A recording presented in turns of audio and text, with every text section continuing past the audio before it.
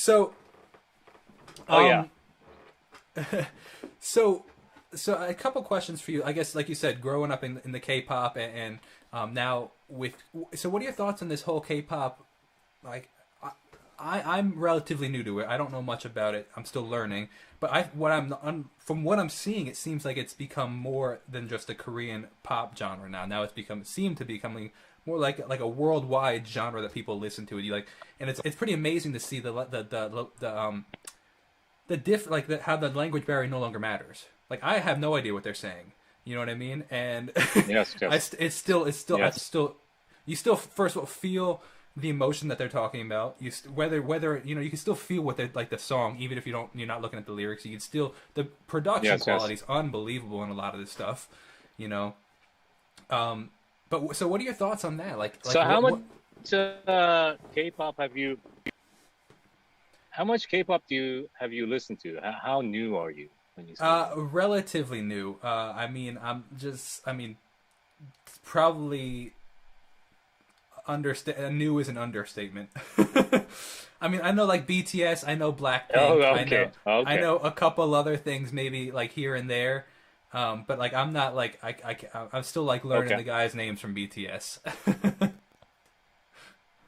Oh, okay. You're really new. Okay. Yeah, I mean, it's amazing. Like,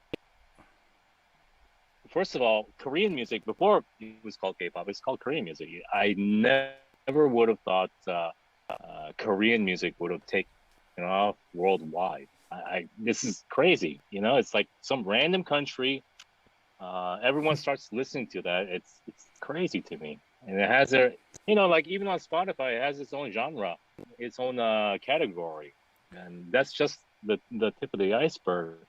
But I do think a lot of it uh, is because of BTS so and would you and and define and the you awareness that they create, and everything sure follows.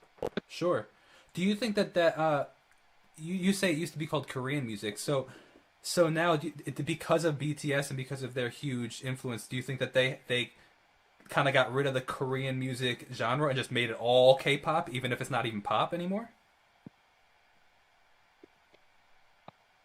Yeah, I think anything that comes over to the crossover markets can be considered K-pop at this point. Interesting. K-pop is just Korean pop.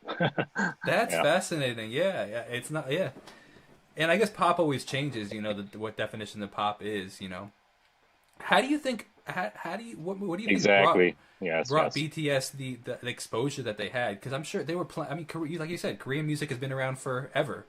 You know what I mean? So why all of a sudden in 2013 when BTS was created, why do you think that they were the one to make it a crossover between all these? They were always considered the underdog because they didn't come from a big company, and there weren't many ways, many channels to expose them. But YouTube was instrumental, I think, in Really? fans getting to know the actual members of the group. Yes, and it showed a more humanistic side of the group, whereas the big three traditionally, tried to make their members more polished and look good, but Hmm. BTS really didn't have any of that. They were just true themselves. You could see them like wake up in the morning without any makeup, and you could see them cry and laugh and goof around. And I think ultimately fans just there was an attachment that just grew, and a bond Hmm. that just naturally happened over time. And I think even more than the music side, it was the human side of BTS that naturally brought in the fans. That's fascinating, man, and that's something that I think I really try hard, and I really subscribe to that idea. Is like I think as artists, this concept of artists being distant is I feel like is doesn't no longer works. Like I feel like in our parents' generation and even at the beginning of our generation, like artists kept this distant persona, like they were the celebrity. You know what I mean? And now with social media, I feel like Yes, that of doesn't course. work anymore. And the artists, I think, that are gonna get left behind, even famous artists now, it's like when you show your fans who you are and as an art, like you said, waking up without any makeup or crying or like this whole like that's part of the reason I think Yes. TikTok is doing so well because it's these normal people that don't have makeup on. The camera quality's terrible. You know what I mean? And it's like this relatability, and like you said, like BTS was Yes. just relatable. That's super fascinating. That's really interesting. So, I mean, where does a Yes. group I like? think that trend is gone. Like now, Hmm. I'm sorry. I'm sorry. No, The no, no, the go for lag that. is I want. terrible, but Yeah, I think I'm sorry. nowadays, I think nowadays the people that are too polished and just show the good side and that they're cool and rich and successful. I don't think that works anymore in today's market in the Yeah, entertainment market. You got to which show is the human side, the fun side, the goofy side. yeah, man. I love it. I love. That's what I try to do my most is just show every aspect of my life. Me hanging out with my dog to me going grocery shopping. You know what I mean? It's just like because Yeah, people are like, hey, I have a dog, or hey, I went yeah, grocery shopping. You know what I mean? Like, it's just funny, man. So, of course, of course. where do you see like a group as big as BTS as they are at the? I mean, dude, when I heard about the Grammys, like when they didn't win the Grammy and then they went live after, and that they had more viewers than the Grammys itself had, like that's unbelievable. Like, where do you go from there? As a Yes, group. you. I don't. I'm pretty sure that you still don't understand the magnitude of BTS and the fandom. I think that's I don't correct. think I'd there's agree. ever no. I don't think there are just any. They are not just like one of the one-offs like New Kids on the Block or NSYNC or the Beatles. Okay. It's a very it's it's a lot tighter than that the bond because back then if you think about it there was no fans really didn't know who the Beatles were. Fans really didn't know up close and personal who Michael Jackson was or New Kids on the Block because they didn't have enough content.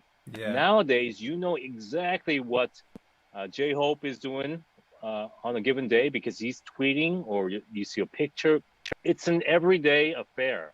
Yeah. Whereas when I was younger, you'd see these monthly like Rolling Stones magazines and hope to get a Yeah. glimpse of your favorite star, or you have a poster back on your wall. Posters mean nothing now. You have so much pictures and video and stuff. You know exactly who the members are. Yeah, So man. when that happens, you're not a fan of an idol. You're a fan of an actual person, and that bond is really so much deeper than a superficial one like in the past. Yeah, absolutely. And they become almost like you feel like you're friends with them. You feel like you know them. Exactly, exactly. Yeah. Absolutely, man. It's amazing. It blows my mind how much like people can bond together and like you said they feel like they're all family and like they know each other and on an exponentially smaller level. I see it like I'm talking exponentially smaller. I see it starting on my channel where there's like a handful of people.